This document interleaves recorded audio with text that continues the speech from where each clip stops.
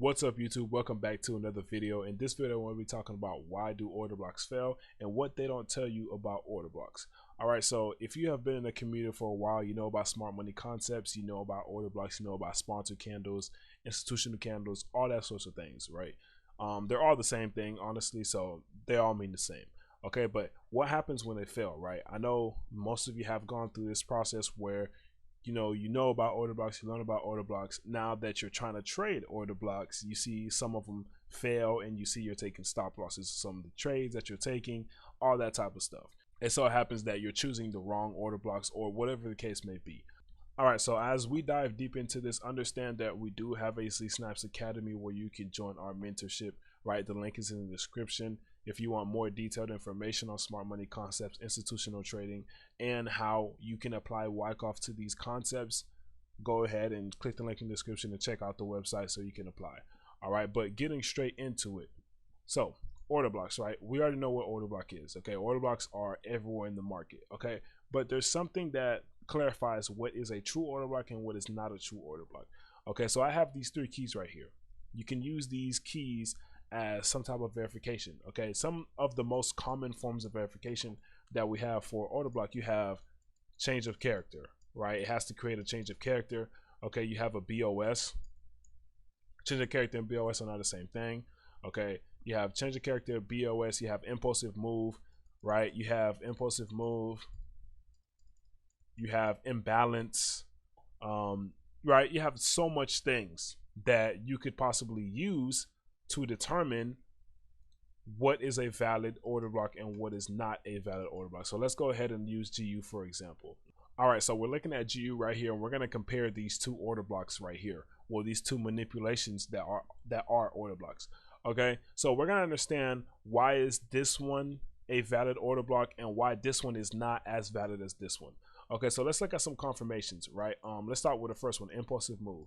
We see we have an impulsive move from this area, right? Plus, one key thing is this is part of a FOMC news, right? So this is sponsored by the institutions, all right? But as well, this is part of New York Open, which is also a time that we'll see manipulations. So this is also at a great time as well. So both of these order blocks or sponsored candles, which you can call them as well, they're part of key timing, right? So timing is one of the most important things. So understand time, okay?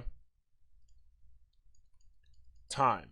So you have to figure out what time is your quote unquote order block being formed. Is it being formed at a key time? Is it being formed at an irrelevant time? What are some irrelevant times? You got A's in session. All right, this gray area right here. I don't consider anything inside this gray area valid.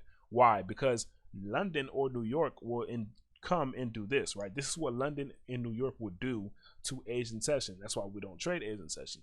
All right, so timing has to be important. Both of these pass the time check.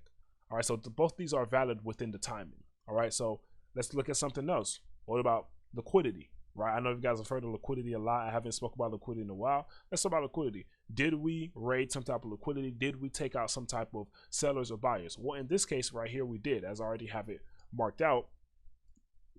We did take out some sellers right here on this little trend line, okay, which we call this a creek.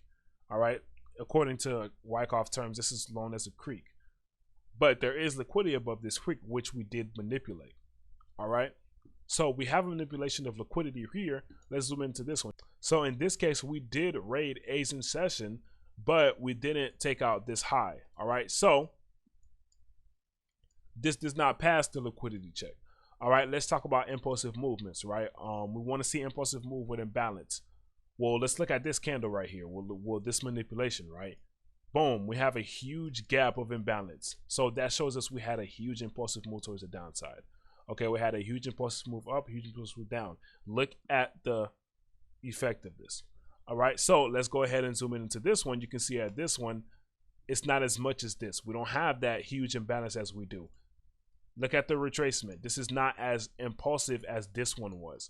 Okay, so you can kind of see the difference between these. So that's why this one is more valid than this area is. All right.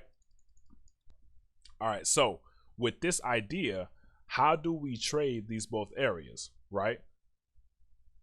Do we set a limit order here and here? No, that's not what we do. That's where the case of confirmation entries came from. All right, so confirmation entries will save you from taking losses on non-valid order blocks. Right? Confirmation entries literally confirm that there is some type of institution selling here.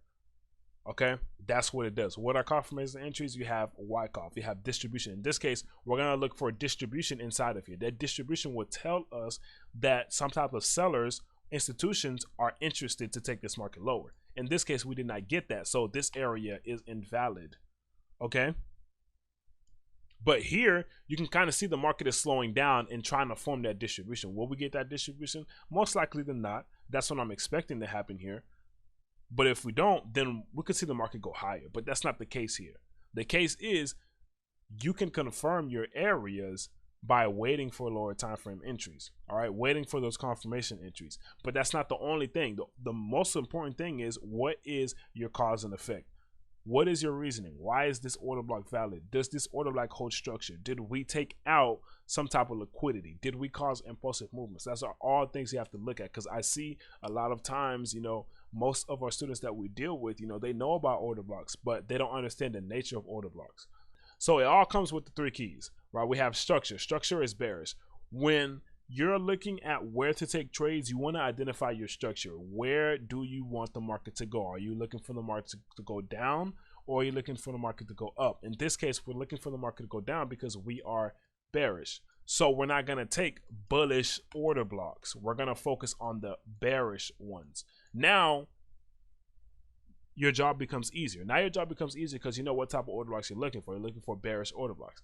Now it comes with supply and demand. Where are areas of supply and demand? Well, supply and demand has to have some type of institutions buying or selling there. How do we identify that?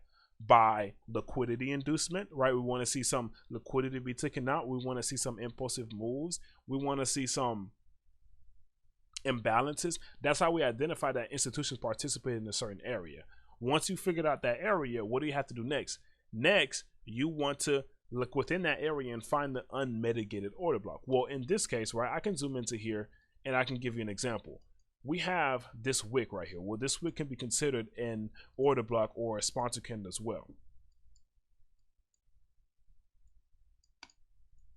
Okay, I could potentially say that I want to see the market react out of here and go down, right?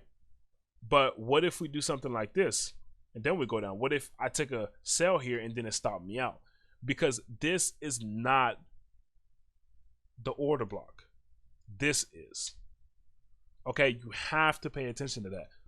This is the order block. This manipulation up to the downside, that is the order block. That is where the institutions place those orders up for us to go down. All right, this small area here does not have to hold. Okay, this small area is only a fraction of this larger area. Okay, so you have to understand that. No, I know a lot of people encounter that as well. Okay, but without even going too deep into it, this is not an area I would buy from. All right, this is something we teach in the mentorship. We don't buy from these areas right here. Why? Because we are in no man's land. Essentially, we are in no man's land. All right, this is not where institutions were heavy at. Okay, this is not where the institutions were heavily in the market. This is where institutions were heavily in the market. All right, this is what caused this entire move. So you have to understand, where is your true supply? Where is the market really at? Where are we really headed? We're headed into areas like this with these manipulations like this. All right, you have to understand how to identify these areas. And that's something that we teach very, very clearly. Okay, that's why I have these 3 keys. It comes back to the same 3 keys, guys. Structure. What is our structure? We are bullish. I'm not taking any bearish order blocks on this pair because we are bullish. All right. Now it comes to supply and demand. Where is our supply and demand? Okay, let's talk about this area that we was just talking about. This is not an area of demand, guys. Okay, I don't know where you guys are learning these supply and demand videos or things from, but you have to understand that that little area is not supply and demand. This is a demand zone, right? We have a reaccumulation. That's why Wyckoff is so important. I know Wyckoff can be hard. I know a lot of people don't want to really get into it, but if you get into it, it's going to open your eyes to so much things. Okay, This is an area of reaccumulation. Reaccumulation means that buyers are rebuying the market, so they're basically placing more orders, and you can tell they're doing that by this manipulation here. Okay, so this is a valid area. Well, after we find out our valid area, we have to find the cause and effect. What was the cause of this move? This was the cause of this move. Okay, so the cause and effect will end up being our order block. That will end up being our sponsor candle. This is what needs to be mitigated.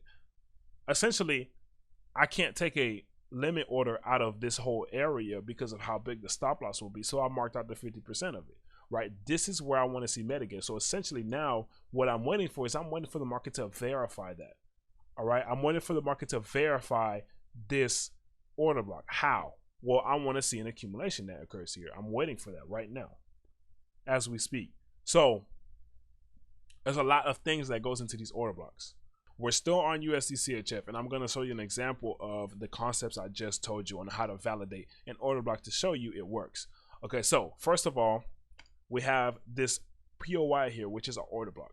Okay, let's go through our steps, right? We have our structure. Structure is bullish. As you can see, we have bullish market structure going on with the lows and the highs. Okay, supply and demand, right? Where is our supply? Where is our demand? Okay, well, in this case, our demand zone, since we're looking for a buy, is going to be here because this was the low here that broke through this and this high. So this is where it came from, right? Now moving on to our cause and effect. Well, what created it?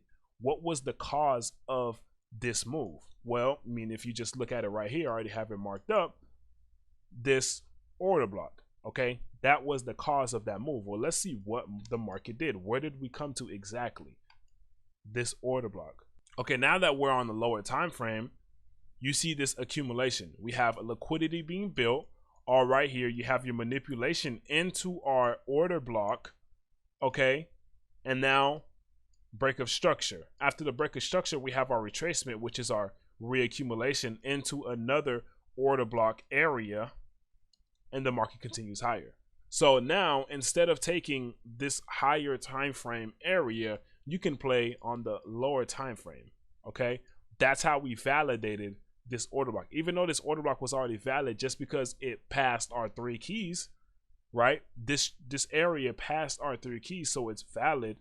But you can also go deeper if you want to get those high RR trades. You can go deeper into it and go on the lower time frame and learn how to trade the lower time frames. Learn that accumulation will happen on these areas. Okay. Okay, so if you guys want more deeper knowledge on these order blocks and how to confirm them even way more, or on the confirmation entries and how to understand them, join the mentorship. We teach all these things in there. I'll see you guys in the next video. Peace out.